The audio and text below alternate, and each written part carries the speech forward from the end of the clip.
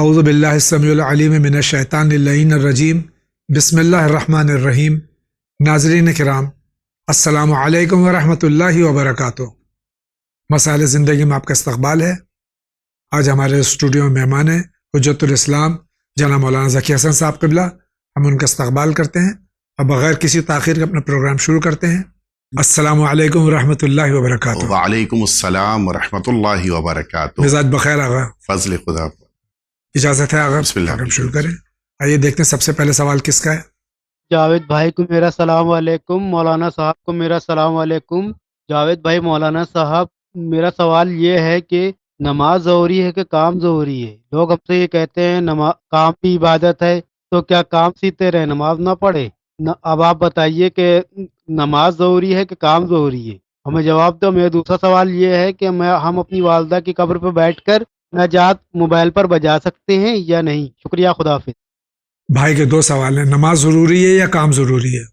بسم اللہ الرحمن الرحیم۔ ہمارے آقا اور مولا امام کاظم علیہ الصلوۃ والسلام نے فرمایا ہے کہ اپنی زندگی کو اور اپنی ہر روز کے وقت کو 3 حصوں میں تقسیم کرو۔ جی۔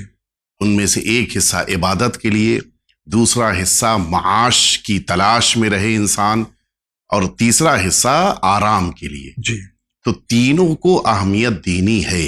جی نہ یہ ہو کہ عبادتوں کے لیے کام چھوڑ دے، اور نہ یہ ہو کہ کام کے سلسلے میں اتنا مصروف ہو جائے کہ عبادتوں کی طرف سے بے توجہ ہو جائے۔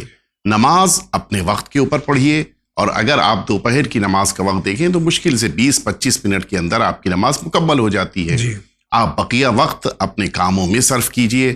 ایسا نہ ہو کہ 1 بجے کی نماز کے انتظار میں 9 بجے سے بیٹھ جائیں اور پھر صبح سے کوئی کام نہ کیا جائے، اور ایسا بھی نہ ہو کہ جس وقت دوپہر کی نماز کا وقت آئے اس موقع پر اتنا زیادہ اپنے کاموں میں انہماک ہو کہ پھر نماز کی طرف سے بے توجہ ہو جائیں۔ وقت پر جب آ جائے وقت تو نماز پڑھی جائے، اور جو انسان کے لیے معاشی زندگی کی ضروریات ہیں ان سے متعلق بقیہ وقتوں میں مصروف رہنا چاہیے۔ شکریہ۔ دوسرا سوال ان کا یہ ہے کہ والدہ کی قبر پہ کسی کی قبر پہ بیٹھ کے موبائل میں مناجات یا سورہ وغیرہ لگا سکتے ہیں؟ یہ مناجات یا سورہ یا اس قسم کی جو چیزیں موبائل وغیرہ پر لگائی جاتی ہیں وہ اس لیے ہیں تاکہ انسان خود سنے۔ جی۔ بہتر یہ ہے کہ آپ اگر ماں کی قبر پر بیٹھے ہیں تو خود وہاں بیٹھ کر قرآن مجید کی تلاوت فرمائیں، خود وہاں بیٹھ کر مناجات پڑھیں۔ یعنی وہ کام کہ جو آپ خود انجام دیں ان کی اہمیت کہیں زیادہ ہے، لیکن اگر ان سارے کاموں میں آپ کسی قسم کی مجبوری ہے تو پھر آپ وہاں پہ کسی کو اپوائنٹ کریں کہ وہاں پہ بیٹھ کے آپ کے لیے قرآن کی تلاوت کر دے تاکہ آپ قرآن سن سکیں، مناجات پڑھ دے تاکہ آپ مناجات سن سکیں۔ بہت بہت شکریہ آغا۔ اگلا سوال دیکھتے ہیں کس کا ہے۔ السلام علیکم مولانا صاحب، جاوید بھائی، میں کنیز صغرا رضوی لکھنؤ سے، میں آیت اللہ العظمیٰ علی حسین سستانی صاحب کی مقلدہ ہوں۔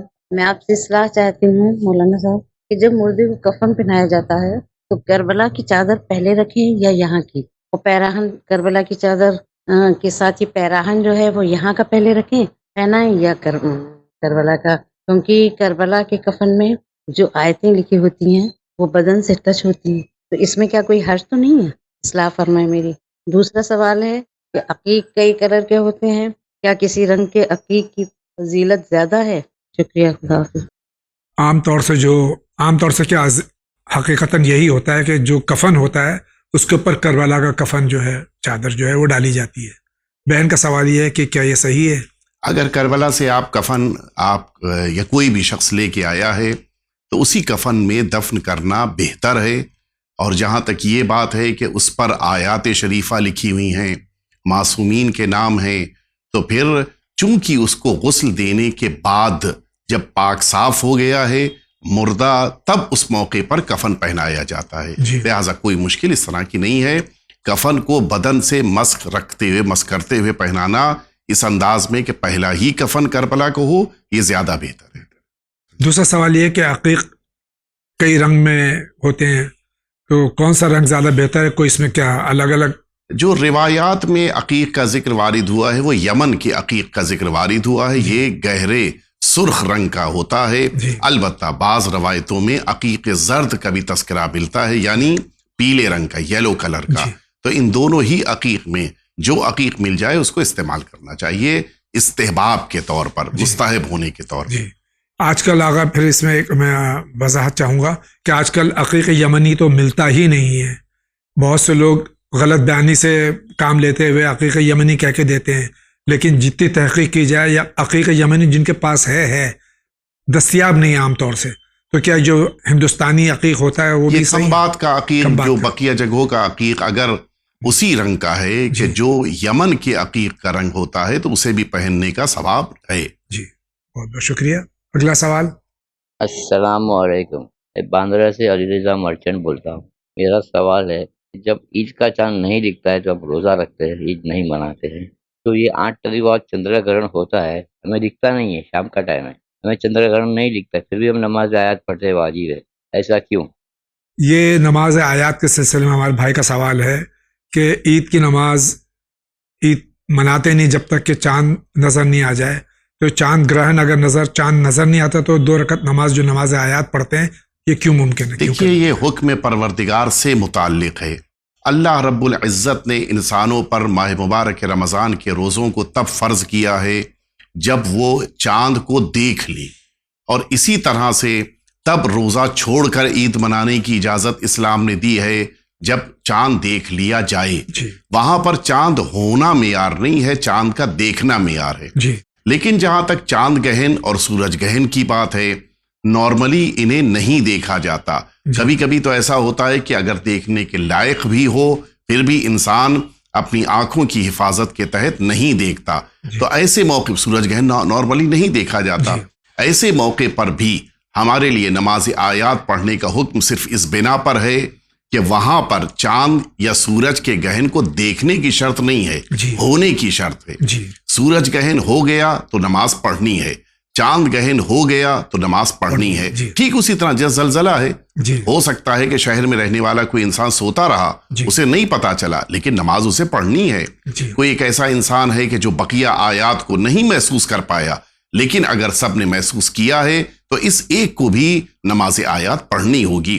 اسی طرح سے یہ بھی ہے کہ جن میں سورج گہن چاند گہن شامل ہے، تو معیار یہی ہے۔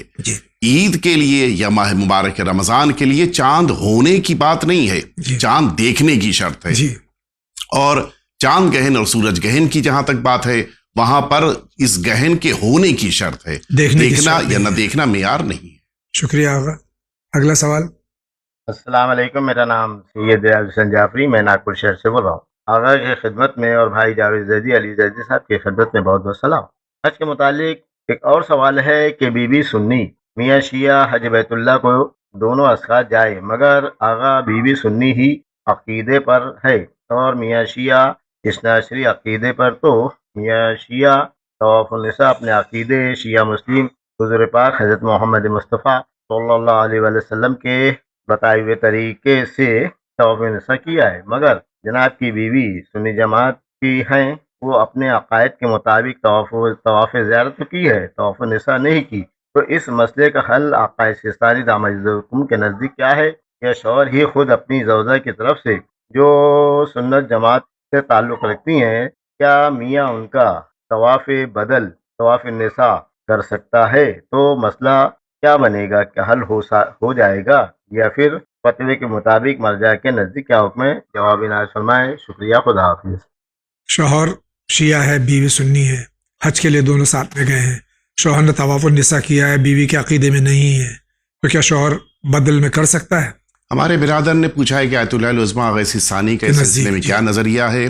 اس سلسلے میں تمام مراجع کرام کے وہاں قاعدہ الزام کی بنا پر اگر اس شخص کی زوجہ نے اپنے مسلک کے مطابق طواف نساء کو نہیں کیا ہے، تو چونکہ اس کے اوپر طواف نساء اس کے مسلک کے مطابق واجب نہیں تھا، لہٰذا اب یہ اپنے شوہر کے ساتھ رہے گی، شوہر کے لیے یہ حرام قرار نہیں پائے گی، چونکہ اس کے وہاں یہ واجب نہیں تھا، اور اس کی طرف سے شوہر کو طواف نساء کرنے کی نیابت میں ضرورت نہیں ہے۔ بہت بہت شکریہ آغا. اگلا سوال. میرا نام گایتری شرما ہے اور شہر ایٹا سے بات کر رہی ہوں۔ میرے سامنے انکل جی راجیش چتر کی بیٹی ہیں، انہوں نے اپنی لڑکی کو دکھا کر 40 دن کا اتارا کر کے مجھے خالی سنگھار کا سامان دیا تھا۔ یہ سب کیا کیا ہے میرے ساتھ؟ میری زندگی بھر یہ کل سے پل ہو گئی ہے۔ وہاں سسرال میں सोनी नाम की महिला है, उन्होंने मेरे पति के ऊपर ऐसा जादू चलाया है, राहुल है मेरे पति के खिलाफ, कि उनको यहाँ तक पहुँचा दिया स्थिति कि हम दोनों को अलग अलग, वैसे भी अलग अलग रखी थी। वो सास कमलेश की मेरी सास और उनकी बहन सोनी, और क्या कहते हैं मेरे पिता को उन्होंने बिस्तर पर लाए। हरिओम शर्मा जी हैं मेरे पिताजी, और मेरे पति से मेरे को अलग कर रही है। और यहाँ तक कि हमारा वो बिल्कुल ही अलग करना चाहती है मेरे पति से मुझे, और यहाँ तक कि बहुत स्थिति खराब कर दी है चारों तरफ से। मेरे पति देख की बुद्धि ऐसी खराब कर दी, पुलिस ने जादू करवाया है, क्या करवाया है मुझे कुछ भी समझ में नहीं आ रहा है। और मेरी जिंदगी बिल्कुल दाव पे लग गई है इस समय। और वो मेरे पति से मुझको अलग करने के लिए वो इतनी स्थापित चालक नहीं है कमलेश और सोनी, जो पता नहीं क्या राहुल जी को खिला पिला रही है इस समय, कि वो मुझे अपने जीवन में रखना ही नहीं चाहते हैं, अपने से बिल्कुल ही अलग करना चाहते हैं। यहाँ तक कि कोर्ट में तक केस पहुंच गया है मेरा। मैं क्या करूँ, मैं बहुत परेशान हूँ। इधर मेरे पिताजी है और हरिओम जी, वो उनका बिस्तर पे ही लैट्रिन पेशा सब कुछ बिस्तर पर ही है। वो उनको मैं सही हो ही मेरे पिता सही हो जाए। मौलाना जी आप दुआ कर दीजिए कि मेरे पिताजी सही हो जाए। मैं बहुत परेशान हूँ, मुझे किसने क्या किया है, खेल ऐसा बुरा चला है मेरी जिंदगी के साथ में कि एक तरफ मेरा पिता है जी हरिओम जी। ये एक तवील सवाल था हमारी एक हिंदू बहन का, और बहुत परेशान है अपने अज़दवाजी ज़िंदगी से भी और घर के हालात से भी। हम उनके लिए दुआ कर सकते हैं कि अल्लाह ताला उनको और उनके शौहर को हिदायत दे। आप क्या फरमाते हैं आप? दुआ करते हैं और इस बात की तमन्ना करते हैं कि इस दुनिया का पैदा करने वाला खुदा जिस तरह से इस दुनिया की अमन व अमान को पसंद करता है, उसी तरह से इस घर में भी अमन व अमान आए, सुकून आए, और इन दोनों की ज़िंदगी दोबारा खुशहाल ज़िंदगी करार पाए। बहुत बहुत शुक्रिया। अगला सवाल।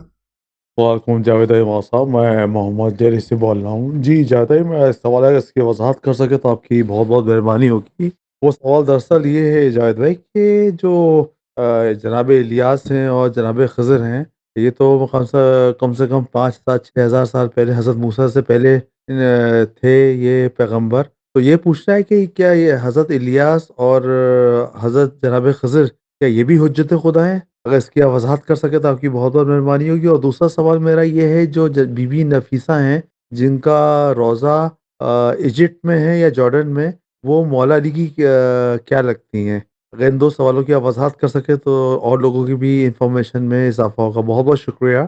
अस्सलाम वालेकुम। हज़रत खज़र और हज़रत इलियास अलैहिस्सलातु वस्सलाम ये क्या हुज्जत खुदा हैं? 4 अंबियाए किराम को रब्बुल इज़्ज़त ने अभी तक बाहयात रखा है जी ज़ाहिरी ज़िंदगी के साथ, जी जिनमें जनाब इदरीस, जनाब इलियास, जनाब खिज़र और जनाब ईसा अलैहिमुस्सलातु वस्सलाम हैं।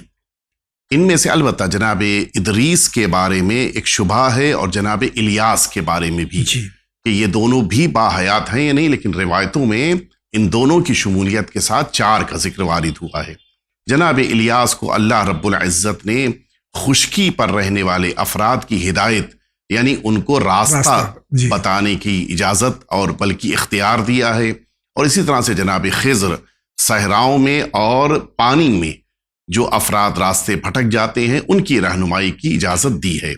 ये दोनों अल्लाह के अपने ज़माने में नुमाइंदे थे, हुज्जत परवरदिगार थे। और हुज्जत परवरदिगार के 2 माना हैं। जी एक माना अल्लाह का नुमाइंदा होना, और दूसरा माना जो उसका हिस्सा है कि वो लोगों पर उनकी इताअत वाजिब है। तो जहां तक ये नुमाइंदा परवरदिगार होने की बात है तो ये चारों अल्लाह के नुमाइंदे हैं।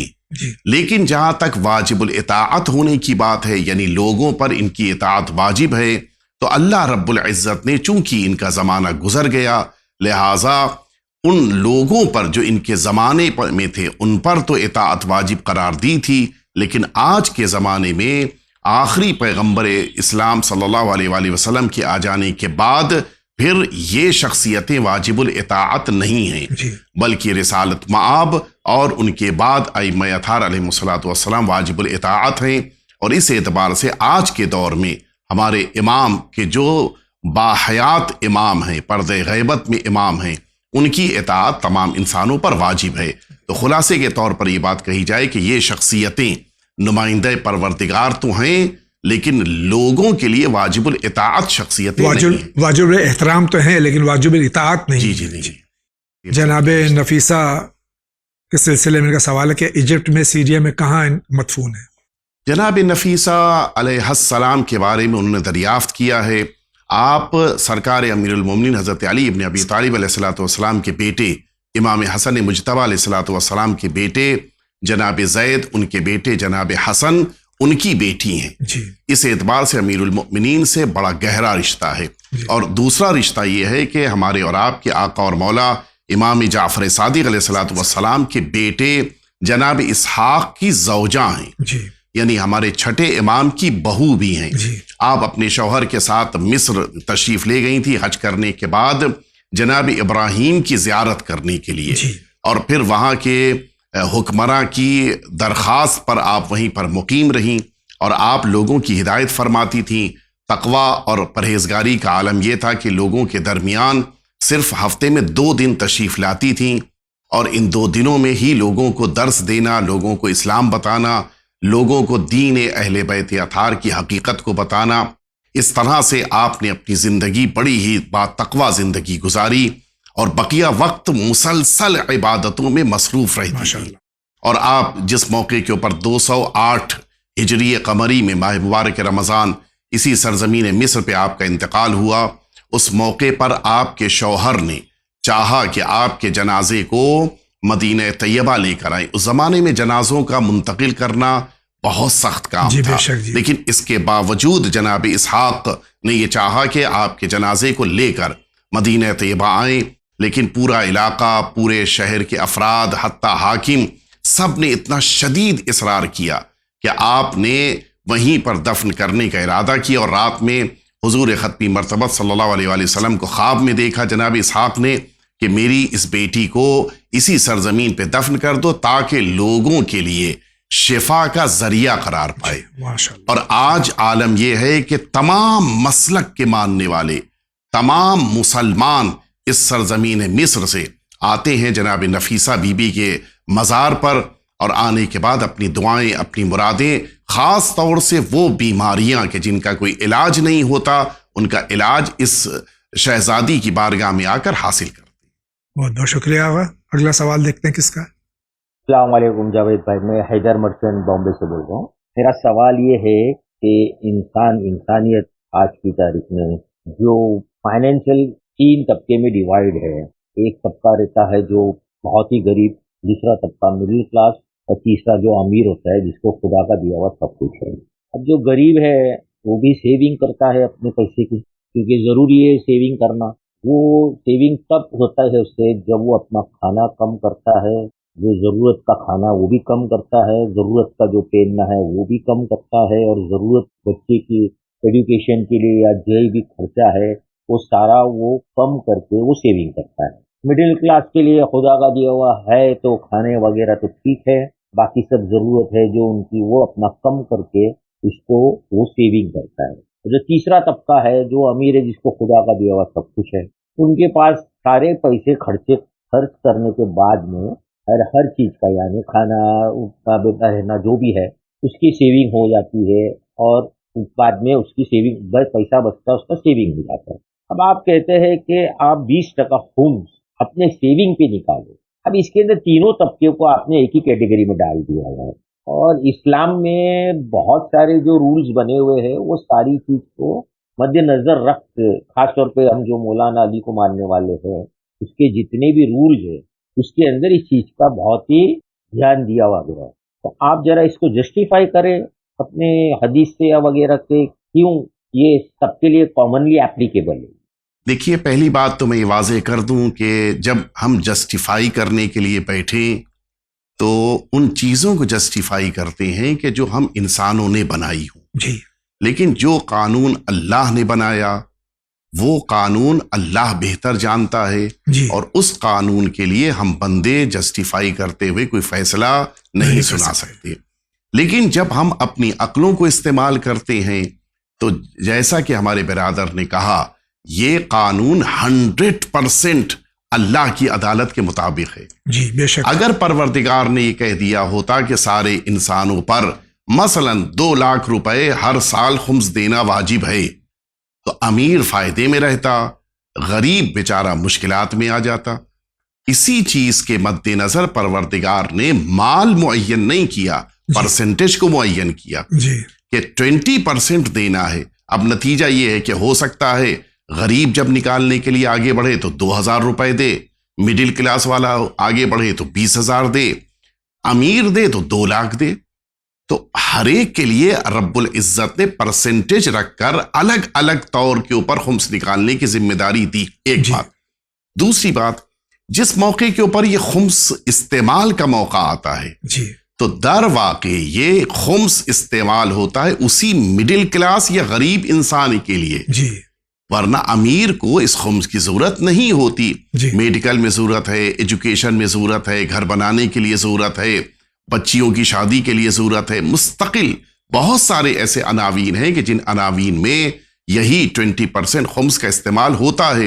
تو ہمیشہ غریب کو خمس دینا ہی نہیں ہے، کبھی کبھی مستحق ہونے کی بنا پہ غریب کو خمس ملتا بھی ہے.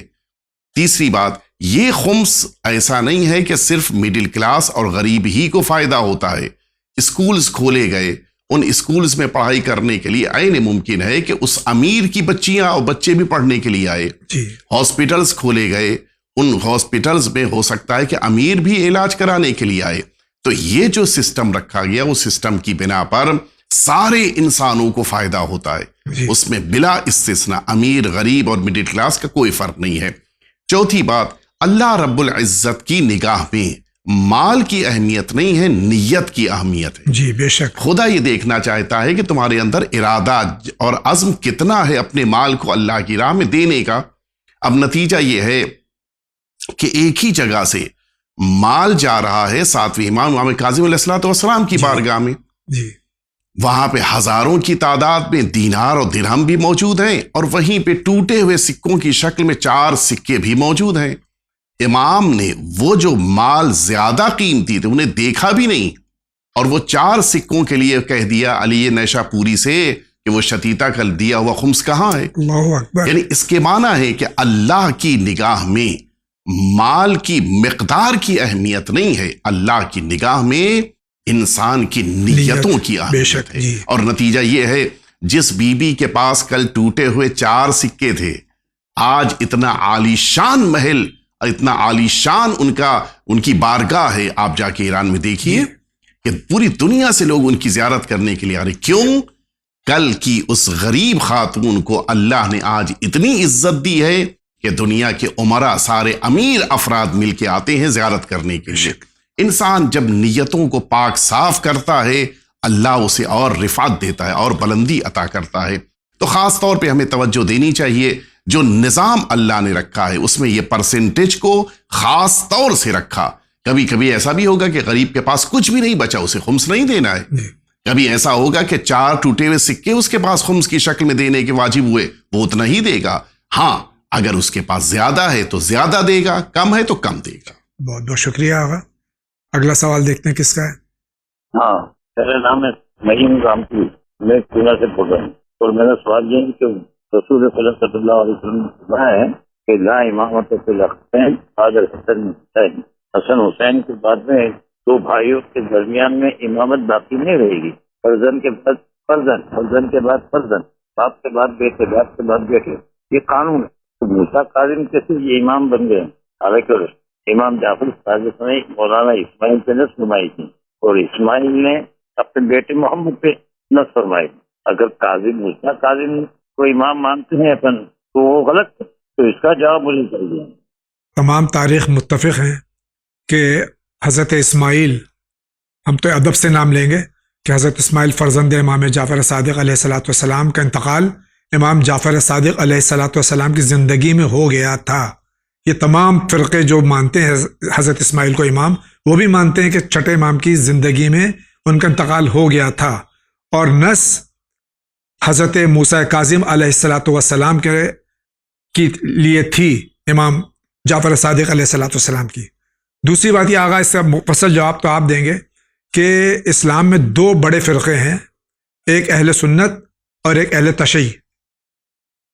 تو اہل تشیع جو ہیں وہ تو مانتے ہیں 7ویں امام کو اور 12ویں امام تک، لیکن اہل سنت والجماعت جن کے امامت کا سلسلہ نہیں ہے، ان کے ابھی جو 12 اماموں کی فہرست ہے وہ انہی اماموں کی ہے جو اہل تشیع کی ہیں۔ اب آپ اس کا جواب دیجیے۔ دیکھیے، میں اس سلسلے میں تھوڑا سا وقت لینا چاہوں گا، لیکن چونکہ ہمارے برادر نے یہ بات پوچھی ہے تو ہم یہ بات واضح کر دیں، ہم معمولاً اختلافی باتوں کو کبھی بھی ٹچ نہیں کرتے، جی، لیکن چونکہ سوال پوچھا گیا ہے لہٰذا جواب دینا ہمارے لیے ضروری ہے۔ جی، پہلی بات تو میں یہ واضح کر دوں کہ ہمارے اس برادر نے یہ بات کہی کہ 2 بھائیوں میں امامت امام حسن اور امام حسین کے بعد نہیں آئے گی۔ جی، ٹھیک ہے، یہ بات بالکل صحیح ہے، اس لیے کہ بات رسالت مآب کی حدیث موجود ہے کہ ان 2 شہزادوں کے بعد 2 بھائیوں میں امامت نہیں ہے۔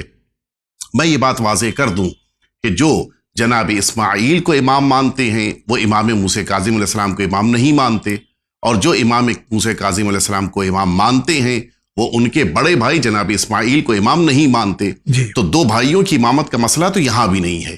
آئیے اب میں چلتا ہوں، 3 بنیادی باتیں ہیں کہ جن 3 بنیادی باتوں پر ہم کو جواب ملنا چاہیے جس طرح سے ہم اس وقت جواب دے رہے ہیں۔ پہلی بات یہ ہے کہ ہمارے برادران یہ مانتے ہیں کہ ہمارے چھٹے امام امام جعفر صادق علیہ السلام کے بعد امام قرار پائے جناب محمد بن اسماعیل بن جعفر۔ جی، یہ بیچ میں کیسے ڈفرنس آیا؟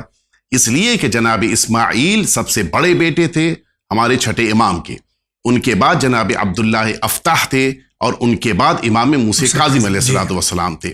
اگر چونکہ روایتوں میں ہمارے وہاں ہے کہ سب سے بڑا بیٹا امام ہوگا، اور اسی بنا پر یہ شبہ پیدا ہوا کہ جناب اسماعیل امام ہیں، جبکہ روایتوں میں یہ مسلمات میں ہے کہ وہی بیٹا بڑا امام ہوگا کہ جس کے اندر کوئی مشکل نہ پائی جاتی ہو۔ جی، آہا، وہاں پہ لفظ وارد ہوا جی، ہے۔ تو اگر کوئی مشکل ہے تو پھر وہ امام نہیں ہے۔ میں ان مشکلات کی طرف نہیں جانا چاہتا کہ جو جناب اسماعیل کے بارے میں تاریخ نے بیان کی ہے، جی، میں ان کا نام احترام سے لیتے ہوئے اس طرح سے نہیں لوں گا جس طرح سے ہمارے برادر نے صرف موسیٰ کاظم کہا۔ جی، وہ امام معصوم ہیں، جی، ان کا نام احترام سے لیا جانا چاہیے۔ جی، ہم بھی جناب اسماعیل کو جناب اسماعیل کہہ رہے ہیں اسی احترام کے مد نظر۔ جناب اسماعیل جناب امام جعفر صادق علیہ السلام کی زندگی ہی میں دنیا سے رخصت ہوئے، اور آپ اپنے ہاتھوں سے لے کر گئے اور جنت البقیع میں آپ نے دفن فرمایا۔ جی، لوگوں سے گواہیاں دلوائیں کہ دیکھو یہ اسماعیل دنیا سے جا چکے ہیں۔ جی، حتیٰ کہیں بھی اسلام میں آپ کو یہ نہیں ملے گا کہ شہادت نامے میں یہ جملہ لکھا جائے کہ شہدہ اسماعیل انہ لا الہ الا اللہ۔ معمولاً وہاں پہ شہدہ انہ لا الہ الا اللہ لکھا جاتا ہے، لیکن چھٹے امام نے حتیٰ شہادت نامے میں جو لاسٹ کپڑا سینے پہ رکھا جاتا ہے اس پر نام تک لکھا کہ یہ دفن ہونے والی شخصیت اسماعیل کی ہی ہے، اس لیے کہ جناب اسماعیل دنیا سے جا چکے تھے۔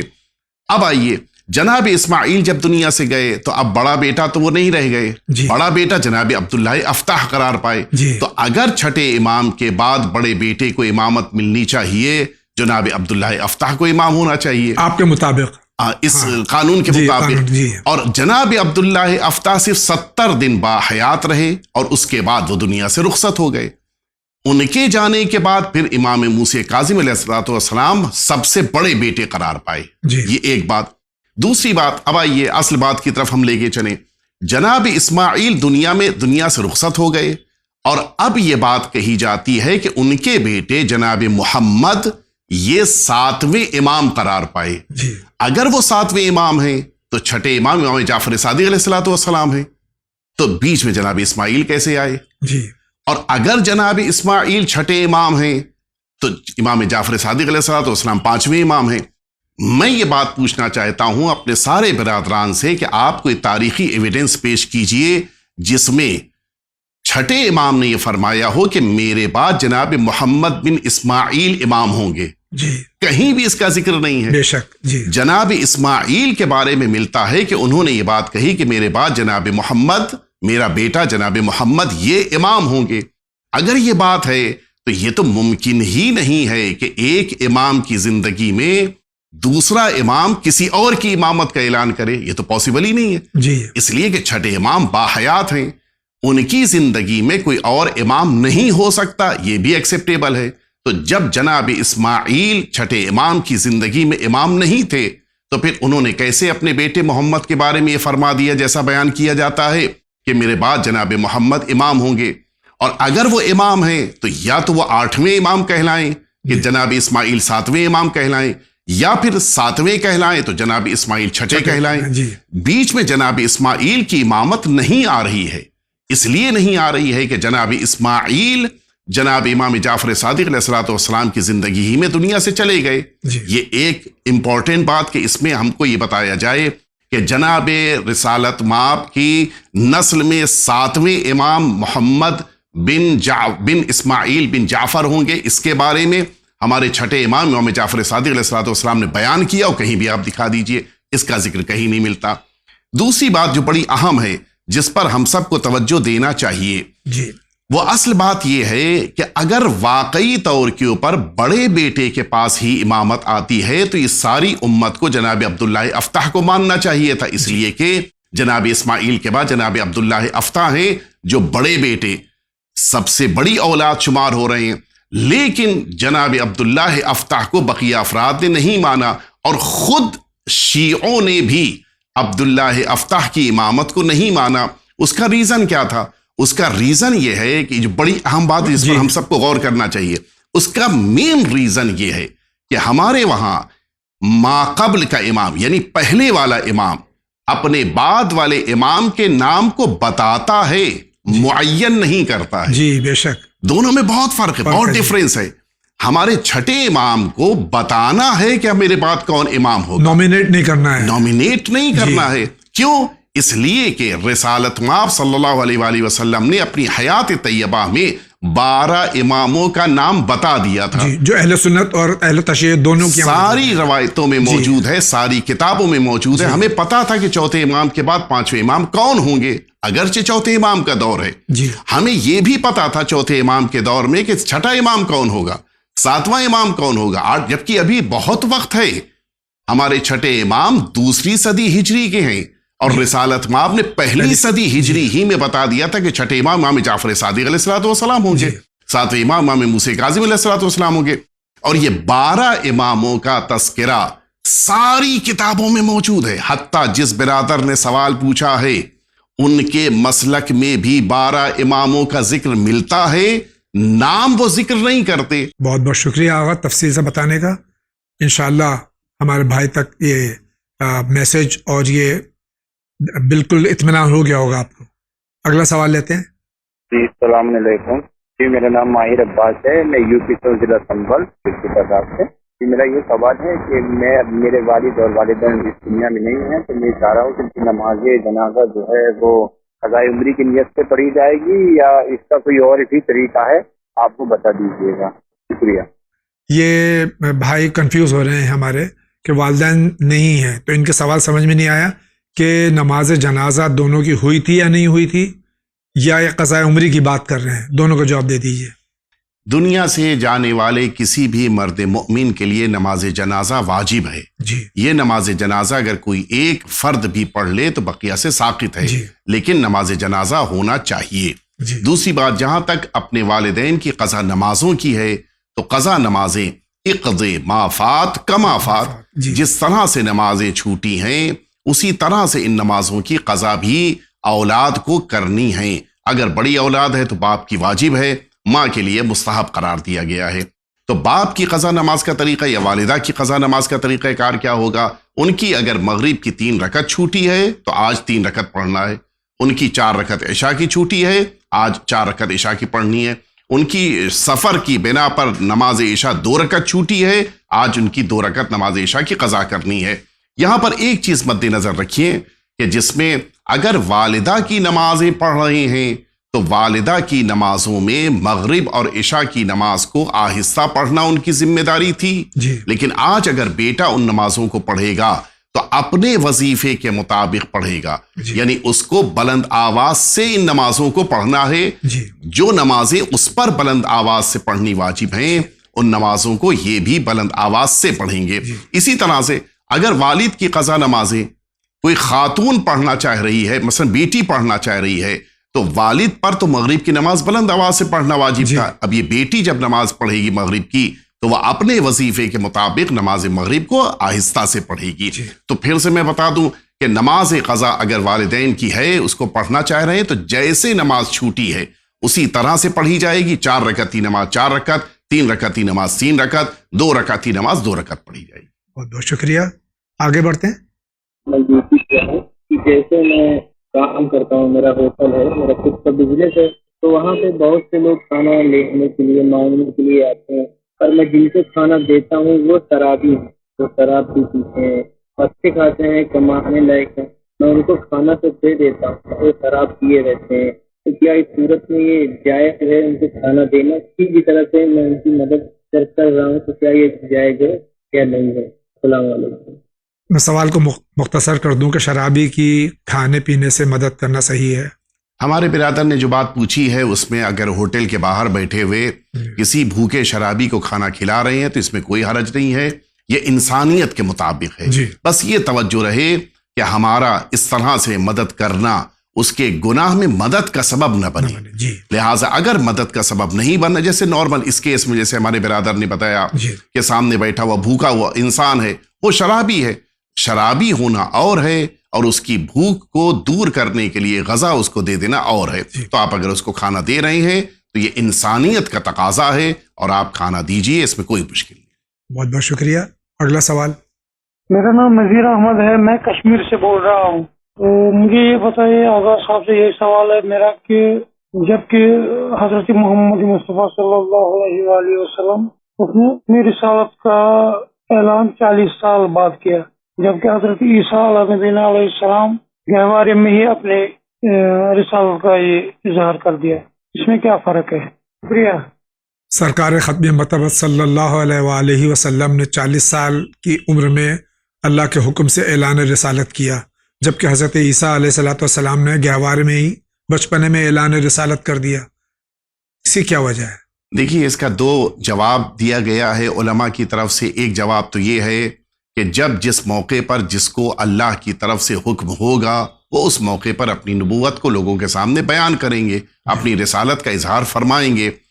اللہ رب العزت نے حضور اکرم کو نبوت کے اعلان کرنے کے لیے نہیں بلکہ رسالت کا اعلان 40 سال میں کرنے کے لیے فرمایا. اور رسالت مآب نے اپنی رسالت کا اعلان 40 سال میں کیا ہے. نبوت تو آپ کے پاس اس وقت بھی تھی کہ جب آپ دنیا میں نہیں تشریف لائے تھے، بلکہ جناب آدم کی خلقت سے پہلے آپ کے پاس نبوت موجود تھی. اظہار نبوت آپ نے متعدد موقعوں پر فرمایا ہے، عالم ارواح میں بھی، اس دنیا میں آنے سے پہلے بھی، اور اس دنیا میں آنے کے بعد بھی آپ کی نشانیوں کو لوگوں نے دیکھ کر اچھی طرح سے سمجھ لیا کہ آپ ہی اللہ کے نبی ہیں. جناب عیسیٰ نے اپنی دوسرا جواب، جناب عیسیٰ نے اپنی ماں کے عصمت کو ثابت کرنے کے لیے گہوارے میں ہونے کے باوجود اس بات کا اعلان فرمایا کہ انی عبداللہ آتانی الکتاب وجعلنی نبیہ. تو اپنی نبوت کا اعلان جناب عیسیٰ نے فرمایا، جبکہ رسالت مآب کی نبوت تو جناب عیسیٰ سے بھی پہلے سے ہے. اور ایک بات کہ جو جناب عیسیٰ اس دنیا میں تشریف لائے تو یہ موقع تھا کہ جس موقع پر ماں کی عصمت کو بچانا تھا، لہٰذا نبوت کا اعلان کیا. لیکن کوئی بھی کام ابھی آپ نے انجام نہیں دیا اس وقت تک جب تک کہ آپ عالم شباب یا جوانی تک نہیں پہنچ گئے. اس سے یہ بات پتہ چلتی ہے کہ نبوت الگ ہے، رسالت الگ ہے. رسالت کا اعلان کرنے کے لیے اللہ ایک خاص موقع پر اجازت دیتا ہے، لیکن نبوت کی جہاں تک بات ہے، ہمارے پیغمبر اسلام کے پاس نبوت پہلے سے موجود تھی اور اس نبوت کو مختلف انداز میں رسالت مآب نے ظاہر بھی فرمایا ہے. بہت بہت شکریہ آغا.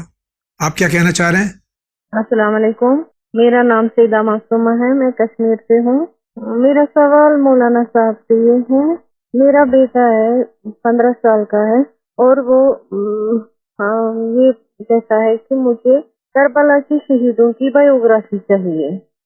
مجھے رہنمائی فرمائیے کہ وہ کون سی کتابیں ہیں اور کہاں مل سکتی ہیں، خاص کر علی اکبر علیہ السلام کی بایوگرافی. اس پہ اگر کوئی کتاب ہے تو قبلہ رہنمائی فرمائیے. شکریہ. وہ نوجوان اس کو شہداء کربلا علیہ الصلوۃ والسلام کی زندگی کے بارے میں جاننا ہے، خاص طور سے شہزادہ علی اکبر علیہ الصلوۃ والسلام کے سلسلے میں، تو کوئی ایسی کتاب؟ اس سلسلے میں متعدد کتابیں لکھی گئی ہیں. خود علامہ طالب جوہری صاحب کی حدیث کربلا، جی یہ کتاب بڑی اہم ہے. اس میں تمام شہداء کربلا کا ذکر ان کی خصوصیتوں کے ساتھ، ان کے خاندان کے تذکرے کے ساتھ ہے، اور خاص طور سے سرکار ابوالفضل عباس علیہ الصلوۃ والسلام، جناب علی اکبر علیہ الصلوۃ والسلام اور بقیہ جوانان بنی ہاشم کا ذکر بھی پوری معتبر تاریخ کے ساتھ اس میں بیان کیا گیا ہے. اس کے علاوہ اور بھی بہت سی کتابیں ہیں کہ جو آپ خود ون چینل کے پاس بھی موجود ہیں. ان کتابوں کو بھی آپ یہاں کے ویب سائٹ کے اوپر جا کر تلاش کرتے ہوئے حاصل کر سکتے ہیں. بہت بہت شکریہ. اگلا سوال دیکھتے ہیں کس کا ہے. السلام علیکم، میں کرناٹک سے امرین بات کر رہی ہوں. میرا سوال یہ ہے کہ میرے شوہر جو بھی بزنس کرتی ہوں ان کو کبھی بھی لاس ہوتا ہے، کیا یہ جادو کی رکاوٹ سے؟ میرا نام امرین ہے، میں کرناٹک سے بات کر رہی ہوں. کیا جادو کا اثر سے کیا اولاد کی رکاوٹ ہو سکتی ہے کیا؟ ان کے شوہر کا کاروبار نہیں چلتا ہے، بقول ان کے کیا یہ جادو کا اثر ہے، اور اولاد کے سلسلے میں ان کی؟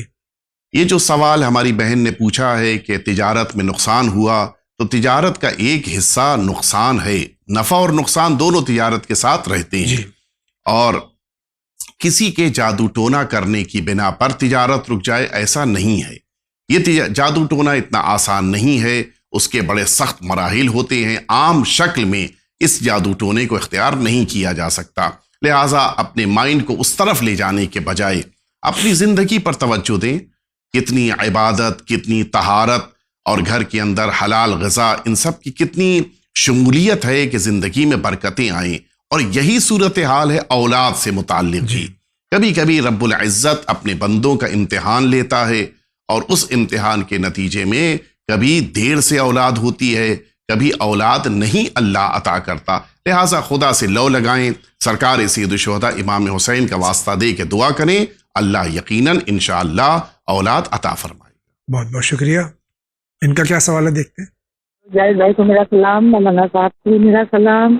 اور مولانا صاحب سے اس بات پوچھنا ہے کہ جو جیسے درگاہوں میں یا سینٹیکس میں جو حاضری کرتی ہے وہ لوگ بتاتے ہیں، یہ بات صحیح ہے یا نہیں صحیح ہے؟ جو بتاتے ہیں وہ باتیں صحیح ہوتی ہیں، مانے نہ مانے. السلام علیکم.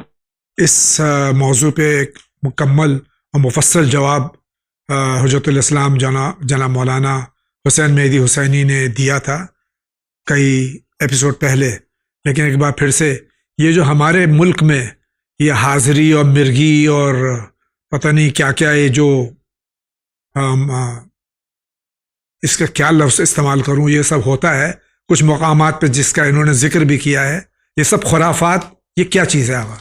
ان چیزوں کو علاج سمجھا جاتا ہے، جبکہ یہ ساری چیزیں خود بیماری ہیں. جی لہٰذا بیماری میں خود کو مبتلا کرنے کے بجائے اہل بیت اطہار کی بارگاہوں کی طرف آنا چاہیے. جی اہل بیت اطہار کی بارگاہیں، آپ نجف اشرف چلے جائیے، سرزمین کربلا معلیٰ پہنچ جائیے، مشہد مقدس آ جائیے. وہاں پر نہ آپ کو حاضری ملے گی، نہ ہی اس طرح کی کوئی بیماری دکھائی دے گی. وہاں پہ حاضر ہونا خود انسان کے لیے ایک بہت بڑا شرف ہے. اور خود انسان نہ جانے حاضری دینا ہی حاضر، جی نہ جانے کتنی مصیبتوں سے، بلاؤں سے انسان خود بخود دور ہو جائے. جی بہت بہت شکریہ. اگلا سوال. السلام علیکم، ہم مظفر نگر سے بول رہے ہیں، یو پی سے. ہمارا سوال یہ ہے کہ شرع میں شادی کس طریقے سے بتائی گئی ہے اس لڑکی کی، مطلب صحیح طریقہ کیا ہے شرع کے حساب سے شادی کرنے کا؟ شکریہ. السلام علیکم. شریعت میں شادی کا صحیح طریقہ کیا ہے، خاص طور سے لڑکی کے لیے؟ وہ طریقہ کار کہ جو رسالت مآب نے اپنی بیٹی جناب سید عالمیان کے لیے اختیار فرمایا، وہی طریقہ عالم اسلام کا معیاری طریقہ ہے. جی مناسب رشتہ مل جانے کے بعد لڑکا اور لڑکی کا نکاح ہو، اور اس نکاح کے بعد لڑکا ولیمہ دے تاکہ بقیہ لوگوں تک کی خبر پہنچ جائے کہ اب ہم اس بچی سے، اس خاتون سے شادی کرنے کے بعد اس کے لیے محرم قرار پائے ہیں. یہ ہے اصل طریقہ کار کہ جس میں مہر شوہر کو ادا کرنا ہے، اور پھر زندگی گزارنے کے لیے جو ضروری وسائل ہیں وہ اس مہر کی مقدار کے مطابق باپ اپنی بیٹی کو دے تاکہ ان کی نئی زندگی کا آغاز ہو سکے. بہت بہت شکریہ. آگے بڑھتے ہیں. السلام علیکم. جی مولانا صاحب کو میرا سلام اور جاوید صاحب آپ کو بھی میرا سلام ہے. خدا بند عالم جی کو سلامت رکھے. چینل کے تمام اراکین کو میں بہت شکریہ ادا کرتا ہوں کہ اس سے قبل بھی ہمارے کچھ سوالات تھے ان کے جواب مولانا صاحب نے دی. چینل کے تمام اراکین کو خدا بند عالم سلامت رکھے. میرا یہ سوال ہے کہ میں ایک پریشان میں بہت مبتلا ہوں. میں آگاہ سے بہت اس کا جواب چاہوں گا کہ میں شہوت کو کنٹرول نہیں کر پاتا ہوں. یعنی جب اللہ کی عبادت کرتا ہوں تو خوف خدا نظر آتا ہے، تب میری نگاہ جو ہے وہ کسی غلط کام سے نہیں جاتی، تب میری نگاہ جو ہے وہ شہوت کی طرف، گندے ویڈیوز کی طرف اس طرف نہیں جاتی. لیکن میں جہاں ذرا کبھی کوئی گندی ویڈیوز دیکھتا ہوں تو بالکل میرا ذہن بالکل جو ہے وہ شہوت کی طرف مبتلا ہو جاتا ہے. مجھے اس سے بچنے کا کوئی راستہ بتائیں. اور دوسرا سوال میرا یہ ہے کہ آج سے تقریباً مجھے ایک ریلیشن شپ میں میں تھا. تقریباً 5 سال تک کسی لڑکی سے ہمارا ریلیشن شپ رہا، لیکن 5 سال بعد جو ہے وہ ہمارا سب کچھ چھوڑ گیا، لیکن میں اسے بھلا نہیں پا رہا ہوں. تو لہٰذا اس کے لیے مجھے کوئی حل بتائیں. میں جب عبادت کرتا ہوں مجھے خوف خدا نظر آتا ہے، لیکن جب اللہ کی عبادت سے محروم ہو جاتا ہوں اور نماز شب وغیرہ پڑھنے رکھتا ہوں تب تک کہ مجھے ٹھیک لگتا ہے. لیکن جب میں کوئی گندی ویڈیوز وغیرہ دیکھنے لگتا ہوں تو بالکل بہت پریشان ہو جاتا ہوں. اس کے لیے مجھے کوئی جواب بتائیں. شکریہ. خدا حافظ. ان کے سوال میں ہی ان کا علاج بھی ہے کہ یہ شہوت زیادہ ہوتی ہے، لڑکی کے عشق میں مبتلا تھے، اب ختم ہو گیا، یعنی شادی شدہ نہیں ہے. دوسرے کہ یہ غلط ویڈیوز دیکھتے ہیں جس کی بنیاد پر یہ اثر ہوتا ہے. اس سے چھٹکارا پانے کے لیے علاج کیا ہے؟ ہمارے بھائی نے 3 ایسی باتیں کہی ہیں کہ جن 3 باتوں پر ہمیں توجہ دینی چاہیے. جی. ایک بات یہ کہی کہ کچھ دنوں سے کچھ ریلیشن تھے کہ جو ریلیشن اسلام نے شادی کے بغیر اگر ہو تو حرام قرار دیا ہے. جی. لہٰذا اس سے دوری ضروری ہے. جی. حرام سے دور خود کو رکھنا ہے. دوسری بات ہمارے برادر نے کہی کہ وہ جب گندی ویڈیوز دیکھتے ہیں تو برے خیالات آتے ہیں. جی. تو گندی ویڈیوز دیکھا ہی کیوں انسان نے کہ برے خیالات آئے؟ جی. یعنی یہ تصور کر رہے ہیں کہ گندا ویڈیو دیکھا بھی جائے اور برائی نہ آئے. جی. کیچڑ میں پیر بھی رکھیں اور پیر گندا نہ ہو، یہ نہیں ہو سکتا. جی. لہٰذا آپ کو حرام ویڈیو سے خود کو بچانا ہے. جی. تیسری بات انہوں نے یہ کہی ہے کہ جب ہم عبادتوں میں دعاؤں میں آتے ہیں تو پھر ہمارے ذہن میں غلط خیالات نہیں آتے. عبادتیں ہیں اسی لیے ان الصلاۃ تنہی عن الفحشاء والمنکر، قرآن مجید کہہ رہا ہے. انسانوں کو برائیوں سے، حرام کاموں سے، مصیبتوں سے جو اس طرح کی ہیں ان سے نماز بچاتی ہے. آپ آئیے عبادتوں کی دنیا میں. اب ان کے لیے 3 راہ حل ہیں. پہلا سب سے کام کرنا ہے ان کو شادی کرنی ہے. جی. حلال طریقے سے اپنی زندگی گزاریے، نتیجے میں خود بخود گناہوں سے آپ پاک ہوں گے. جی. جب تک دوسرا طریقہ اور تیسرا، جب تک شادی نہیں کر رہے ہیں تب تک ان کو مستقل روزہ رکھنا ہے. روایتوں میں ہے کہ انسان کو اپنے جذبات جو بیجا بہک رہے ہوں ان پر قابو رکھنا ہو تو روزہ رکھنا ہے. جی. اور تیسرا کام یہ کرنا ہے کہ ان کو زیادہ سے زیادہ لا حول ولا قوت الا باللہ اور صلوات، ان 2 چیزوں کو زیادہ سے زیادہ پڑھنا ہے. ہمیشہ باوضو، یعنی عبادتیں ہمیشہ باوضو رہیے، نمازوں کو وقت کے اوپر پڑھیے، کوشش کیجئے کہ توجہ کے ساتھ نماز پڑھیں. ان 3 چیزوں کو اپنی زندگی میں اختیار کریں. لیکن سب سے پہلا کام آپ آگے بڑھیے، شرعی طور پر نکاح کے ذریعے سے اپنی ایک کامیاب زندگی کا آغاز کیجئے، اللہ کی بارگاہ میں توبہ کیجئے، اور پھر انشاءاللہ رب العزت آپ کو وہ کامیابیاں عطا کرے گا کہ جس کے بارے میں آپ سوچ نہیں سکتے. بہت بہت شکریہ. آپ کیا کہنا چاہتے ہیں؟ السلام علیکم. فرام رانچی ایکچولی میرا سوال یہ تھا صاحب، یہ کسی شوہر کا اگر ہسبینڈ کا انتقال ہو گیا ہے تو ظاہر سی بات ہے کہ اس کو عدت میں رہنا ہوگا. عدت پوری کرنے کے بعد قبضے اس کے بعد وہ باہر نکل سکتی ہے. لیکن اگر وہ کام قاضی عورت ہے، اس کا کوئی نوکری ہے جہاں کچھ جانا ضروری ہے، اگر گئے اس کو تنخواہ نہ ملے گی یا اس کو نکال دیا جائے گا تو ایسی حالت میں اسے کیا کرنا ہوگا؟ اس میں کیا نکلے گا، کیا مسئلہ ہے، کیا کچھ ہوا تو لے گا. السلام علیکم. ہمارے یہاں عدہ وفات کے سلسلے میں جو ذہنوں میں خیالات ہیں اور جو تصورات ہیں اور جو ہمارے یہاں رسمیں بنائی ہوئی ہیں اس کے برعکس جو باتیں ہیں آپ حضرات علماء کرام شریعت کی روشنی میں بیان فرماتے ہیں. اگر اس عورت کو ضرورت زندگی کے لیے جہاں نوکری کرنا ہے اس کو جانا ہے تو کیا شریعت اجازت دیتی ہے عدہ کی حالت میں جانے کے لیے؟ پہلے تو میں واضح کر دوں کہ عدہ وفات کے معنی یہ ہے کہ اس کو اس دوران 4 مہینے 10 دن زینت نہیں کرنی ہے، اسے بازاروں میں اور شاپنگ ہالز میں، مالز میں، ان سب جگہوں کے اوپر جا کر نہیں ٹہلنا گھومنا ہے۔ لیکن اس کے یہ معنی نہیں ہے کہ پھر اپنی زندگی کی ضرورتوں کو بھی وہ ختم کر دے۔ مثلاً اس کو ہاسپٹل علاج کے لیے جانا ہے، ڈاکٹر کے پاس جانا ہے تو وہ جانا ہے اس کو۔ ہاں، عام لباس میں زینت جس میں نہیں ہے، ان لباسوں کو یا ان زیورات کو ترک کرتے ہوئے جو زینت شمار ہوتے ہیں، اسے جانا ہے، ان کاموں کو انجام دینا ہے۔ انہی ضروریات زندگی میں سے ایک یہ موقع بھی ہے کہ جہاں پر انسان کو اپنے رزق کو حاصل کرنے کے لیے گھر سے باہر نکلنا پڑے۔ اگر یہ ضرورت زندگی میں ہے، مجبوری میں شامل ہے تو یہ جائیں، لیکن جتنی مقدار میں ضروری ہے اتنی ہی مقدار میں کام انجام دے کر واپس آنا ہے۔ مثلاً 5 بجے اگر آفس چھوٹ رہا ہے تو اب یہ معنی نہیں ہے کہ مارکیٹ ہوتے ہوئے، گھومتے ہوئے اور ساری شاپنگ کرتے ہوئے 2 گھنٹے بعد گھر واپس آئے، نہیں، آپ کو سیدھے گھر واپس آنا ہے۔ تو یہ ساری ذمہ داریوں کے ساتھ انہیں یہ عدہ وفات 4 مہینہ 10 دن گزارنا ہوگا۔ بہت بہت شکریہ آغا۔ اگلا سوال۔ السلام علیکم، میں ضلع امروہہ سے بول رہا ہوں، جوان علی میرا نام ہے سر۔ ڈپریشن کے لیے کوئی دعا ہو تو بتا دیجیے، اور کچھ گناہ ایسے کیے ہیں کہ گھڑی گھڑی وہ یاد آتے ہیں، کوئی دعا ایسی بتا دیجیے کہ گناہ یاد نہیں آئیں گے۔ خدا حافظ۔ یہ سوال خود بتا رہا ہے کہ پشیمان ہے اپنے گناہوں پہ، بار بار گناہ یاد آتے ہیں، اس کے لیے کیا تدارک کرنا ہے؟ دیکھیے، جہاں تک ڈپریشن کی بات ہے، یہ ایک ذہن اور دماغ کی بیماری ہے۔ اور میں دیکھ رہا تھا کہ روایتوں میں نماز شب کے لیے ذکر وارد ہوا ہے کہ دماغ اور ذہن کی مشکلات کو حل کرنے کے لیے بہترین ذریعہ یہ نماز شب ہے۔ نماز شب کی بارگاہ میں انسان جب آتا ہے تو ذہنی سکون ملتا ہے۔ بے شک نتیجے میں آپ آئیے، نماز شب پڑھیے اور اپنے ڈپریشن کو خود بخود آپ کم کیجئے دھیرے دھیرے۔ دوسری بات، جہاں تک گناہوں کی ہے تو گناہوں کے لیے آپ توبہ کیجئے، مستقل استغفار کیجئے اور اپنے اس گناہ کی طرف دوبارہ نہ جانے کا مصمم ارادہ کیجئے۔ اللہ رب العزت توبہ کو قبول کرے گا، اور کوشش کیجئے کہ اپنی زندگی کو پاک صاف اور بہترین زندگی بنائیے تاکہ ڈپریشن سے بھی آزادی ملے اور ایک گھر کا ماحول بھی آپ کا بہترین ماحول بن سکے۔ بہت بہت شکریہ آغا۔ اگلے سوال کی طرف بڑھتے ہیں۔ السلام علیکم، میں علی گڑھ کا رہنے والا ہوں۔ میرا کوشچن ہے کہ اگر کوئی نماز پڑھ رہا ہے اور وہ بے ہوشی کی حالت میں آ جائے اور وہ گر جائے تو پھر نماز پڑھنا پڑے گا، جہاں رکا ہے وہیں سے شروع کرے گا؟ Thank you.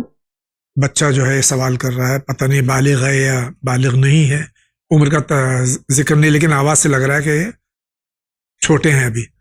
یہ فرما رہے ہیں کہ اگر نماز پڑھتے ہوئے انسان بے ہوش ہو جائے تو جب ہوش آئے تو وہیں سے نماز کو پھر سے پڑھنا ہے یا پھر وضو کر کے نماز کو انجام دینا ہے؟ نماز جہاں سے بھی بریک ہوتی ہے اس نماز کو وہیں سے دوبارہ نہیں شروع کیا جاتا، ابتدا سے دوبارہ پڑھنا ہوتا ہے۔